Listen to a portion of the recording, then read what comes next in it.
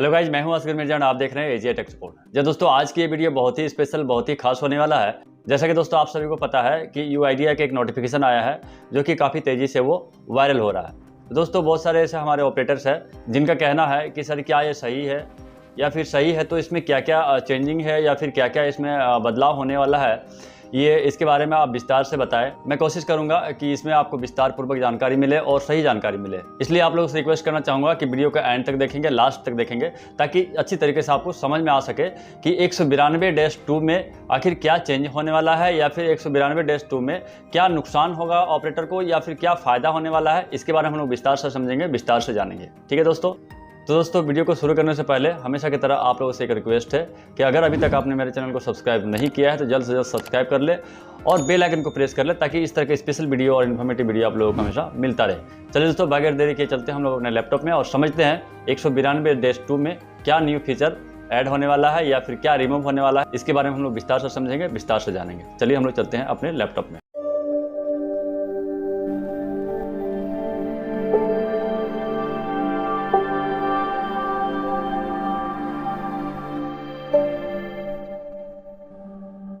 तो गाइज आप देख सकते हो हम लोग आ चुके हैं अपने लैपटॉप के डैशबोर्ड में। सबसे पहले हम लोग वो नोटिफिकेशन देख लेंगे। जैसा कि दोस्तों आप यहाँ पे देख सकते हो, UIDAI identification authority of India का एक नोटिफिकेशन है। ये आपका इंग्लिश वर्जन में है दोस्तों, और साथ ही मेरे पास एक हिंदी वर्जन भी है। आपको मैं दोनों तरफ से मैं हिंदी और इंग्लिश दोनों का मैं अच्छी तरीके से समझाने की कोशिश करूँगा।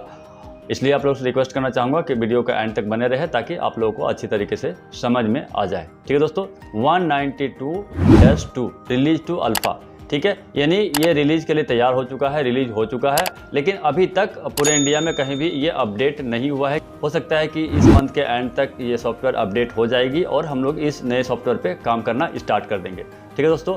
तो दोस्तों नोटिफिकेशन लिखा है यहाँ पे देख सकते हो, dear sir madam, this is to inform ECMP 3.3.4.2 192-2 has been release to alpha. ठीक है, silent feature oblique fixes part of ECMP 192-, यानी क्या क्या इसमें फीचर ऐड किया गया है और किस किस प्रॉब्लम को यहाँ पे फिक्स किया गया है, इसके बारे में यहाँ पे विस्तार से बताया गया है। तो दोस्तों नीचे हम लोग आएंगे।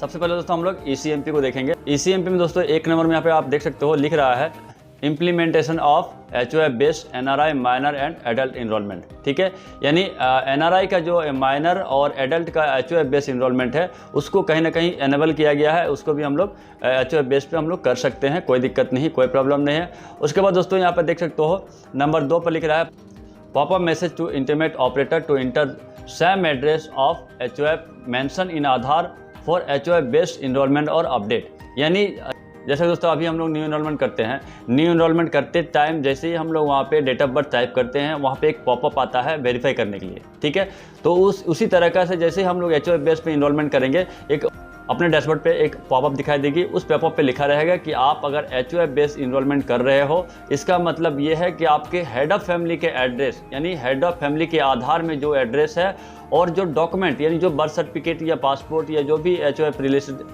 या फिर जो भी प्रूफ ऑफ रिलेशनशिप में डॉक्यूमेंट आप दे रहे हो, वो दोनों डॉक्यूमेंट में सेम एड्रेस होना चाहिए, सेम डिटेल्स होना चाहिए, और हेड ऑफ फैमिली के एड्रेस और हेड ऑफ फैमिली के आधार में जो एड्रेस है, सेम एड्रेस को ही आपको फिल करना होता है।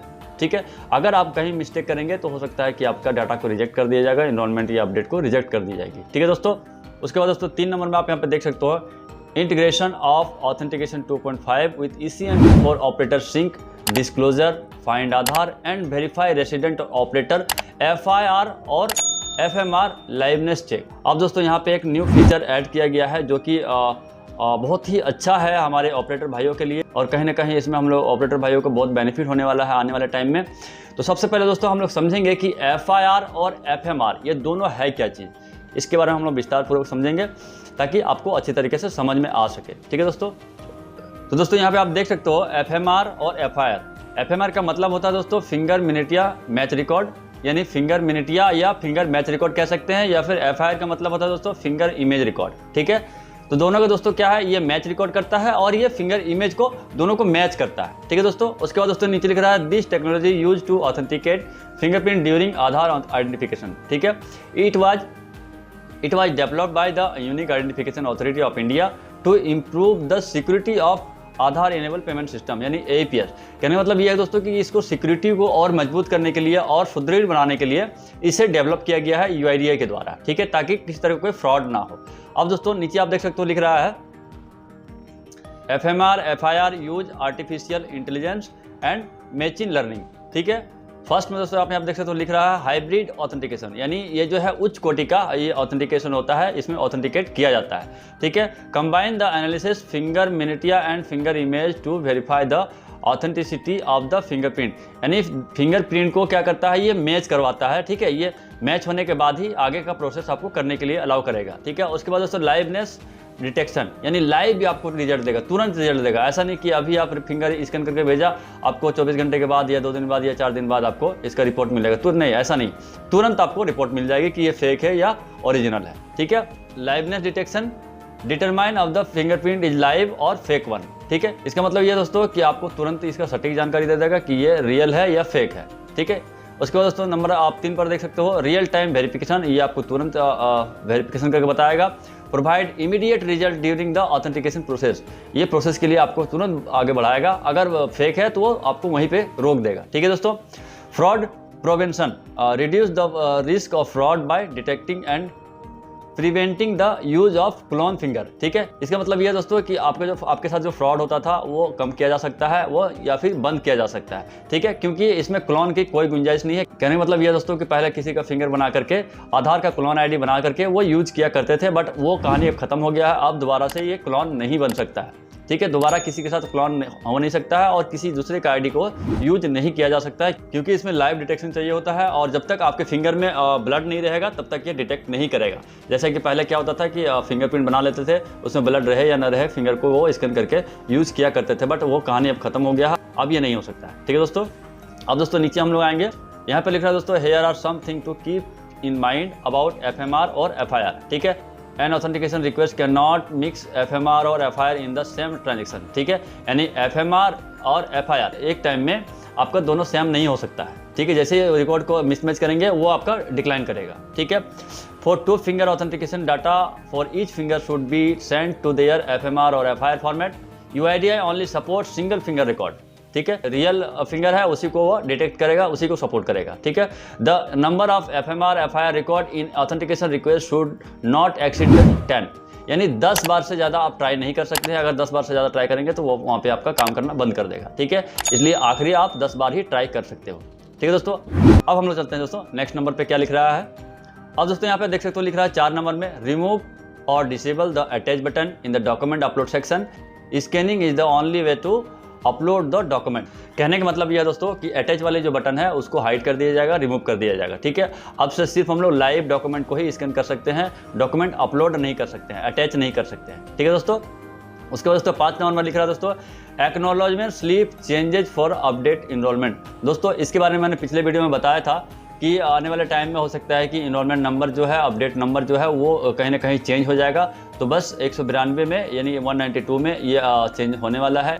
अभी क्या हो रहा है कि पहले आपका रजिस्टर कोड या एजेंसी कोड आता है, उसके बाद स्टेशन ID आता है, उसके बाद आपका सारा डिटेल्स आता है। लेकिन आने वाले टाइम में यानी 192 में क्या होगा कि SRN नंबर टाइप का ही आपको इनरोलमेंट नंबर मिलने वाला है, यानी कि किसी भी तरह का अपडेट या इनरोलमेंट में आपको SRN नंबर ही दिया जाएगा, ठीक है, यानी एस से स्टार्ट होगा, ठीक है।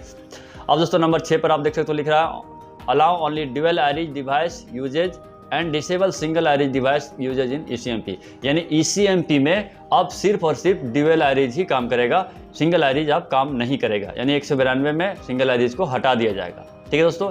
तो ये तो थी दोस्तों ECMP में क्या क्या बदलाव है, क्या क्या ऐड किया गया है, इसके बारे में हमने समझा।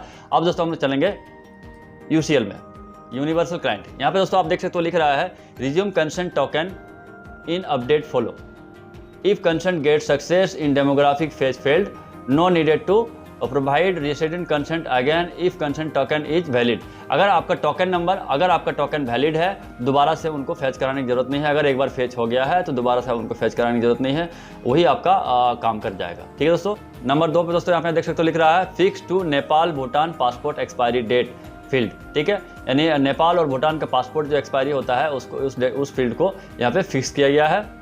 Refresh button to reload document list foreign type country list if client failed to fetch the document list from backend click refresh button to fetch the list, यानी यहाँ पे आप रिफ्रेश करके भी दोबारा से आप डॉक्यूमेंट लिस्ट को देख सकते हो, यहाँ पे ला सकते हो। ठीक है दोस्तों। नंबर 4 पर दोस्तों आप यहाँ देख सकते हो लिख रहा है operator token should not expire unless the operator try to log out manually. अगर आप मैनुअली लॉग आउट नहीं करते हो उस डिटेल्स को, तब तक आपका टोकन काम करेगा, तब तक आप उस टोकन पे यूज कर सकते हो और अपडेट कर सकते हो। ठीक है दोस्तों। तो ये तो थी दोस्तों, हमने आपको मैनुअली जो बनाया था उसके बारे में बता दिया। अब दोस्तों थोड़ा सा एक झलक यहाँ पे हम लोग देखेंगे कि UIDAI का जो नोटिफिकेशन है उसका एक बार हम लोग हिंदी वर्जन में देख लेंगे कि क्या लिखा है। यहाँ पे दोस्तों साफ लिख रहा है UIDAI अधिसूचना ECMP वर्जन 192-अल्फा रिलीज के संबंध में प्रिय महोदय सूचित किया जाता है कि ECMP 192 को अल्फा के लिए जारी कर दिया गया है। यानी 192 के मुख्य विशेषताएं और सुधार भाग इस प्रकार है। ECMP में दोस्तों आप यहाँ पे देख सकते हो HOF आधारित NRI नाबालिग और वयस्क नामांकन का कार्यान्वयन किया गया है। नंबर 2 पर ऑपरेटर को सूचित करने के लिए पॉपअप संदेश के HOF आधारित नामांकन अद्यतन के लिए आधार में उल्लेखित HOF का ही वही पता दर्ज करें, उसके बारे में आपको बताया जाएगा। नंबर 3 पर ऑपरेटर स्ट्रिंग प्रकटीकरण आधार का पता लगाने और निवासी ऑपरेटर FIR और FMR लाइवनेस चेक को सत्यापित करने के लिए ECMP के साथ ऑथेंटिकेशन 2.5 का एकीकरण किया गया है। दस्तावेज अपलोड अनुभाग में अटैच बटन को हटा दिया गया है। दस्तावेज अपलोड करने के लिए एकमात्र तरीका आपका स्कैनिंग का ही होगा। नंबर 5 पर दोस्तों आप देख सकते हो लिख रहा है नामांकन अद्यतन हेतु पावती पर्ची में परिवर्तन किया जाएगा। और नंबर 6 पर दोस्तों आप देख सकते हो ECMP में केवल दोहरे आईरिस डिवाइस उपयोग की अनुमति दे और एकल आईरिस के डिवाइस को उपयोग को अक्षम कर दिया गया है, यानी हटा दिया गया है। ठीक है दोस्तों। अब देखते हैं हम लोग UCL में क्या लिख रहा है। सहमति टोकन फिर से शुरू करें। अद्यतन प्रवाह में यदि सहमति सफल हो जाती है और जनसंख्यिकीय प्राप्ति विफल हो जाती है तो सहमति टोकन वैध होने पर निवासी की सहमति फिर से प्रदान करने की आवश्यकता नहीं है। ठीक है। और नंबर 2 पर लिख रहा है नेपाल भूटान पासपोर्ट की समाप्ति तिथि को ठीक किया गया है। दस्तावेज सूची विदेशी प्रकार देश सूची को पुनः लोड करने के लिए रिफ्रेश बटन को यूज करें। यदि क्लाइंट बैकएंड से दस्तावेज सूची लाने में विफल रहा तो सूचियों को लाने के लिए रिफ्रेश बटन पर क्लिक कर सकते हो। ऑपरेटर टोकन तब तक समाप्त नहीं होना चाहिए जब तक ऑपरेटर मैनुअल रूप से लॉग आउट करने का प्रयास ना करे। ठीक है दोस्तों। तो ये तो थी दोस्तों अपना जो नोटिफिकेशन है। आने वाला टाइम में जैसे सॉफ्टवेयर अपडेट हो जाता है तो मैं कोशिश करूंगा सबसे पहले आपको जानकारी दूं और सबसे पहले उसका रिव्यू आपको दूं। तो दोस्तों आज की ये वीडियो आप लोगों को कैसा लगा कमेंट करके जरूर बताएं। साथ ही साथ अगर आपको वीडियो थोड़ा सा भी अच्छा लगा हो तो लाइक जरूर कर दें और लाइक के साथ साथ अगर आप मेरे चैनल में नए हो दोस्तों तो सब्सक्राइब करके बेल आइकन को प्रेस करना बिल्कुल भी ना भूलें, ताकि इस तरह का स्पेशल वीडियो और इन्फॉर्मेटिव वीडियो का नोटिफिकेशन आपको हमेशा मिलता रहे। चलिए दोस्तों आज की इस वीडियो को हम लोग यहाँ पे समाप्त करते हैं। मिलते हैं नेक्स्ट वीडियो में, तब तक के लिए Jai Hind, take care and bye bye.